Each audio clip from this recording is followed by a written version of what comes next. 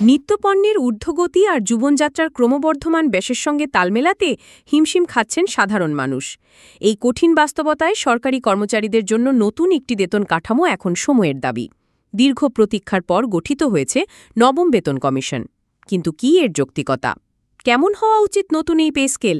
সর্বনিম্ন বেতন ৩০,০০০ টাকার দাবি বা কতটা বাস্তবসম্মত? অর্থ উপদেষ্টা, অর্থনীতিবিদ এবং কর্মচারী সংগঠনগুলোই বা কি ভাবছে? চলুন আজ নবম বেতন কমিশনের আদ্যকান্ত জেনে নেওয়া যাক। প্রিয় ভিউয়ার্স, আসসালামু আলাইকুম। আজকে নতুন ভিডিওতে আপনাকে স্বাগত জানাচ্ছি। আপনি যদি আমার চ্যানেলে নতুন হয়ে থাকেন তাহলে এরকম নতুন নতুন ভিডিওর আপডেট পেতে চ্যানেলটি সাবস্ক্রাইব করে রাখুন, ভালো লাগলে লাইক কমেন্ট করুন, আর সম্পূর্ণ ধারণা পেতে পুরো ভিডিওটি না টেনে দেখুন। তাহলে শুরু করা যাক। সর্বশেষ অষ্টম বেতন স্কেল ঘোষণা করা হয়েছিল ২০১৫ সালে। সাধারণত প্রতি ৫ বছর পর পর একটি নতুন বেতন কমিশন গঠন করার কথা থাকলেও এবার তার ব্যতিক্রম ঘটেছে। এর মধ্যে পেরিয়ে গেছে প্রায় ১ দশক। এই দীর্ঘ সময়ে দেশের অর্থনীতিতে অনেক পরিবর্তন এসেছে। ডলারের দাম ৭৭ টাকা থেকে বেড়ে ১২০ টাকা ছাড়িয়েছে। স্বর্ণের দাম বেড়েছে দ্বিগুণেরও বেশি। সরকারি কর্মচারীদের বার্ষিক ৫% হারে বেতন বৃদ্ধি হলেও তা বাজারের মূল্যস্ফীতির হারের সঙ্গে কোনোভাবেই সঙ্গতিপূর্ণ নয়। ফলে নিম্ন ও মধ্যম গ্রেডের কর্মচারীদের জীবনধারণ কষ্টকর হয়ে পড়েছে। মাস শেষ হওয়ার আগেই তাদের ঋণের বোঝা মাথায় নিতে হচ্ছে। জীবনযাত্রার ব্যয় মেটাতে না পেরে তাদের সংসারে নেমে এসেছে চরম হতাশা। এই প্রেক্ষাপটে একটি নতুন এবং যুগোপযোগী বেতন কাঠামো এখন আর কেবল দাবি নয়, বরং একটি অপরিহার্য প্রয়োজন হয়ে দাঁড়িয়েছে। সরকারি কর্মচারী সংগঠনগুলো বেশ কয়েক বছর ধরেই নবম বেতন কমিশনের জন্য সোচ্চার। তাদের দাবির কেন্দ্রবিন্দুতে রয়েছে কয়েকটি মৌলিক বিষয়। প্রথমত, বেতন বৈষম্য নিরসন। সংগঠনগুলোর প্রধান দাবি হল একটি বৈষম্যহীন বেতন কাঠামো। বর্তমানে সরকারি চাকুরিতে ২০টি গ্রেড প্রচলিত আছে। এই ২০টি গ্রেডের মধ্যে বেতন বৈষম্য ইনরমাস। যেখানে প্রথম গ্রেডের একজন কর্মকর্তার মূল বেতন ৭৮,০০০ টাকা, সেখানে ২০তম গ্রেডের একজন কর্মচারীর মূল বেতন মাত্র ৮,২৫০ টাকা। আবার উচ্চ গ্রেডগুলোতে বেতন বৃদ্ধির হার অনেক বেশি হলেও নিম্ন গ্রেডগুলোতে সেই বৃদ্ধির হার খুবই সামান্য। এই বৈষম্য দূর করতে গ্রেডের সংখ্যা ২০ থেকে কমিয়ে ১০টি বা ১২টিতে নামিয়ে আনার প্রস্তাব করা হয়েছে। দ্বিতীয়ত, সর্বনিম্ন বেতন নির্ধারণ। বাজারের বর্তমান পরিস্থিতি বিবেচনায় নিয়ে কর্মচারী সংগঠনগুলো সর্বনিম্ন মূল বেতন ৩০,০০০ টাকা করার দাবি জানিয়েছে। তাদের মতে বর্তমান সর্বনিম্ন বেতনে একজন কর্মচারীর পক্ষে পরিবার নিয়ে টিকে থাকা প্রায় অসম্ভব।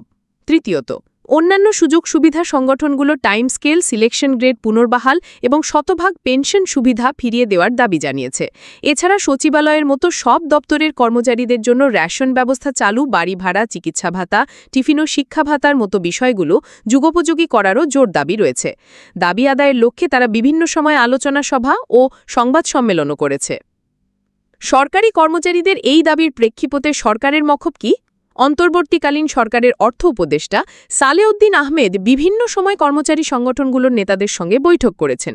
তিনি কর্মচারীদের দাবির যৌক্তিকতা স্বীকার করেছেন এবং খুব স্বল্প সময়ের মধ্যেই নবম বেতন কমিশন গঠনের কার্যক্রম শুরু করার আশ্বাস দিয়েছেন। তার মতে চূড়ান্ত ঘোষণাটি আসবে প্রধান উপদেষ্টার সঙ্গে আলোচনার পর। তবে বিষয়টি পুরোপুরি মসৃণ নয়। এর আগে মহার্ঘ ভাতা দেওয়ার প্রসঙ্গে সরকারের তহবিলে পর্যাপ্ত অর্থ না থাকার কথাও জানিয়েছিলেন অর্থ উপদেষ্টা। এটি একটি ইঙ্গিত দেয় যে সরকারের আর্থিক সামর্থ্যের বিষয়টিও বেতন কমিশনকে মাথায় রাখতে হবে। নবগঠিত কমিশনকে দেশের অর্থনৈতিক প্রবৃদ্ধি, সরকারের সম্পদ এবং অন্যান্য উন্নয়ন খাতে প্রয়োজনীয়তা বিবেচনা করে একটি ভারসাম্যপূর্ণ সুপারিশ তৈরি করতে হবে। অর্থনীতিবিদ এবং বিশ্লেষকরাও মনে করেন নবম বেতন কমিশন গঠন একটি সময় উপযোগী পদক্ষেপ। ঢাকা বিশ্ববিদ্যালয়ের অর্থনীতি বিভাগের অধ্যাপক ড. মুহাম্মদ শাহগাছ হোসেন সিদ্দিকীর মতে দেশের পলিসিগত অব্যবস্থাপনার কারণে শিক্ষা ও কর্মসংস্থানের সংকট রয়েছে, যা সরকারি চাকরির বেতন কাঠামোর গুরুত্বকে আরও বাড়িয়ে তোলে। বিশেষজ্ঞরা বলছেন একটি দেশের সরকারি কর্মচারীদের বেতন কাঠামো শুধু তাদের ব্যক্তিগত জীবনের উপরই প্রভাব ফেলে না, এটি পুরো প্রশাসনিক ব্যবস্থার স্বচ্ছতা এবং কার্যকারিতার সঙ্গেও জড়িত। কর্মচারীরা যদি তাদের কাজের জন্য উপযুক্ত সম্মানই পান তাহলে দুর্নীতি কমে এবং সেবার মানও উন্নত হয়।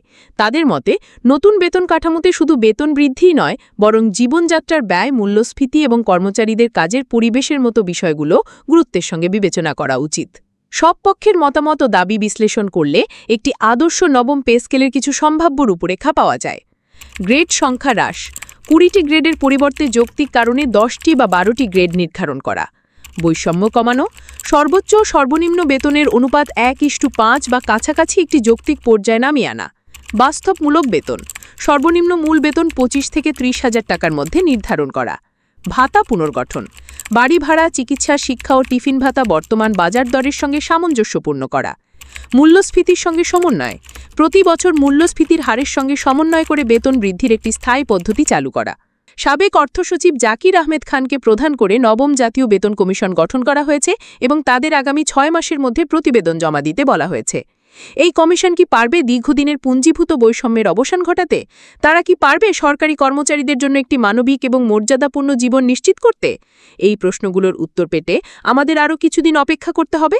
তবে সব মিলিয়ে আশা করা যায় নবম বেতন কমিশন শুধু বেতন বৃদ্ধি নয়, বরং একটি সুন্দর, দুর্নীতিমুক্ত ও কার্যকর জনপ্রশাসন গড়ে তোলার পথে একটি মাইল ফলক হয়ে থাকবে। আশা করি বিষয়টি বুঝতে পেরেছেন। ভিডিওটি তথ্যবহুল মনে হলে একটি লাইক দিন এবং আপনার বন্ধু ও পরিবারের সদস্যদের সাথে শেয়ার করুন, যাতে তারাও এই গুরুত্বপূর্ণ তথ্য সম্পর্কে জানতে পারে। আর এই ধরনের আপডেট নিয়মিত পেতে আমাদের চ্যানেলটি সাবস্ক্রাইব করতে ভুলবেন না। সবাই ভালো থাকবেন, সুস্থ থাকবেন। ধন্যবাদ।